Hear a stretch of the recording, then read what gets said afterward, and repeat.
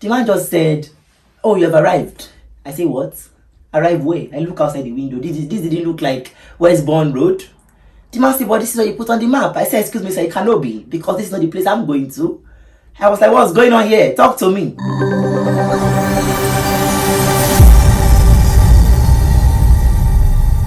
Hey guys, it's your favorite African in England, and as you can see, if you are wondering that why do I have a different background, I promise you I did not move house. I don't have that kind of money yet. I am poor and wretched in the United Kingdom, so no, it's not a new house. I just thought that since I'm doing a story time video, I might as well give you guys a nice and fancy background, you know. But anyways, this story is about how I got lost in London. So technically, when I came into the UK, I had to quarantine in London for 2 weeks. So the Airbnb, I think I had it for 16 days. So I had 2 extra days after my quarantine and everything to do whatever I wanted to do before I traveled all the way to Coventry. So my friend, that's basically my sister, Genevieve, was like, "Oh, there's no way you will be in London and you're not gonna go see my family." I'm like, "Of course, I have to see Popsy and Momsy." That's how, on the 15th day of my trip to the United Kingdom, London to be precise, I embarked on a journey that I did not know what the foreseeable future was going to hold for me. So technically, let me paint you guys a picture. I was staying at Westbourne Road, and that's on Caledonian Road, I think. And Jen's family's house was at Housden. So I spoke to her mom, I spoke to her, they gave me all the information I needed on how to get there. So basically, I had to take a train. I had to take a train to, I think, Houston, and from Houston I took another train that had multiple stops, and but eventually got to Housden. From Housden, I had to wait for the bus. I got on the bus. We got to the house. The moment I got to the front of the house, I just knew it was hers because she had shown me multiple pictures already, because Jennifer is also homesick. So sometimes she just goes on Google and uses that Google image thing to like check for her house and all that. So I got there and I was like, "This is the house." Anyways, I knocked on the door. Momsy came out. We hugged. We got into the house. She gave me one mad chicken stew like this and rice. Hey, it was crazy. And honestly, that was like, I think, my first proper meal when I got to the UK, because, excuse me, this good life is not easy. Yeah. So sorry, I'm just being a fool. But yeah, because when I got to the UK, I cook all right, yeah, but I couldn't find good Maggi. I was buying Maggi from Sainsbury's. I didn't know how to go to African store. The Maggi I was seeing was wet.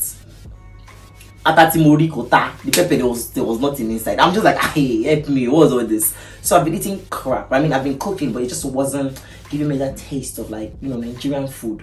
So when I saw that chicken stew, I was like, I'm gonna die on the line. This is where I'm gonna die, even in my kusi. So we finished eating. Her dad came back from work. We had a bottle of wine. We finished it. It was nice. It was amazing. But at this point, if you know me, you know that every time I'm done eating, I just want to sleep. But I had to get back to the Airbnb to pack because I'll be leaving London the next day. My brothers and sisters, that's how something whispered to me. The devil whispered in this ear and said, "How about you just Uber back to the Airbnb?" I thought about it. At that point, you know, now big boy team, money is not a problem. I was just like, honestly, I'm really tired, and I don't think because that trip was like maybe 2 hours long. It was a very long trip. So I just said to myself, I don't want to have to do that anymore. I think I spent like maybe £12 to get there, and so I went on Taxify to get a taxi back to the Airbnb, and I put it in Westbourne Road. Let me tell you guys the twist now. When I opened it, I didn't see Westbourne Road, but I saw Westbourne Garden. So I was like, it kind of have to be the same thing, because on that Westbourne Road, there's like one big field in front of the road, and there's another big field at the end of the road. So I said, perhaps Taxify thinks that Westbourne Garden is one of the garden that is at the that is on opposite end of the street. So I'm like, yeah, this is the street. So I checked it, and it was like, I think £17. But it was basically like just £5 more expensive than using the train. So I was like, what? You mean I did all this stress for just extra £5? I'm like, nah, I'm definitely going to take the Taxify back to the Airbnb. Momsi was like, okay, bye you. And I was like, okay, Momsi, bye, I'm leaving. I got downstairs. The Uber guy even turned on his Wi-Fi for me. Very nice man. Following me to talk, asking me how is Nigeria, everything. Asha and Soroloni and everything. I was chatting away and everything. Jayori me. The man just said, oh, you have arrived. I say, what? Arrive where? I look outside the window. This didn't look like Westbourne Road. The man said, but this is what you put on the map. I said, excuse me, sir, it cannot be, because this is not the place I'm going to. I was like, what's going on here? Talk to me. Guys, so it was at that point I realized that Westbourne Garden and Westbourne Road are two different things, because when he was like, this is where you said you were going to, and I checked my map, with his Wi-Fi, I was like, Westbourne Road, and I saw that it was 40 minutes away. I'm like, you mean Bami? I said to the guy, you know what, can we change the address so you take me to my destination? And he was like, oh, that would have been nice, but he got another trip already, so he has to go now to pick the person up. I can order another taxi. I was like, okay, fine, you can go. It was only after this one had left, it hit me that I don't have data. I couldn't make any call. This was like past 9 p.m. I was in the middle of nowhere. I had no idea where I was in London, but I was lost and I couldn't reach out to anybody. I should have calmed down. I was like, hey, Nico Bami.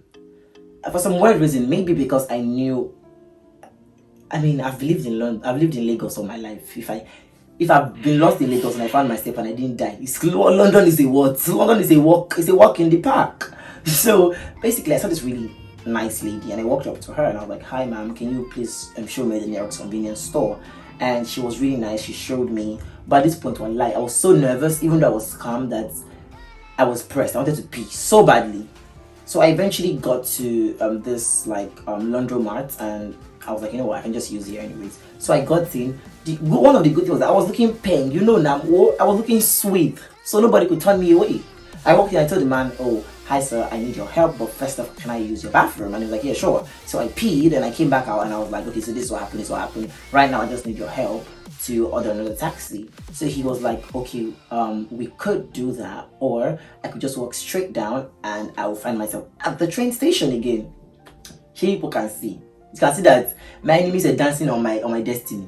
This same train that I wanted to avoid so badly was now my only way out. So, but I was like, yeah, I don't know. Maybe I should just get a taxi. That was like, no, honestly, I think I should take a train. It's way cheaper and it's just here. So I said, okay, fine. He directed me, but because I don't have data, once I leave the store, I won't have data no more. What we did was we googled the train route on his phone.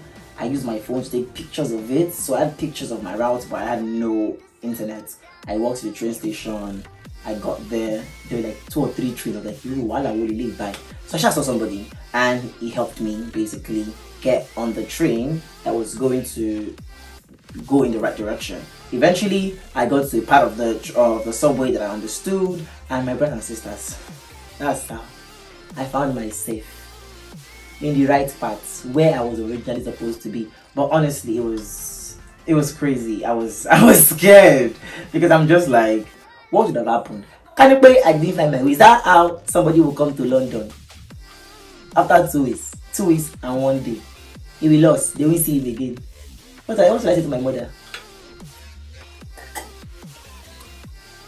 Anyways, thank you guys for coming to story time. That's how I carry platter, because I want to form posh. I didn't eat anything inside because I'm talking story.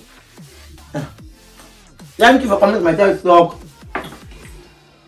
This is amazing as usual, spending time with you guys, and I'm glad I was able to share this story with y'all. So please like my video, share it, comment, subscribe, tell me your favorite part of the video. Yeah, thank you guys, and thank you for being with me so far. You guys are amazing. My followership is growing, my views are growing. I think you guys are the best. I love you guys so much. Thank you, and see you in my next video. Bye.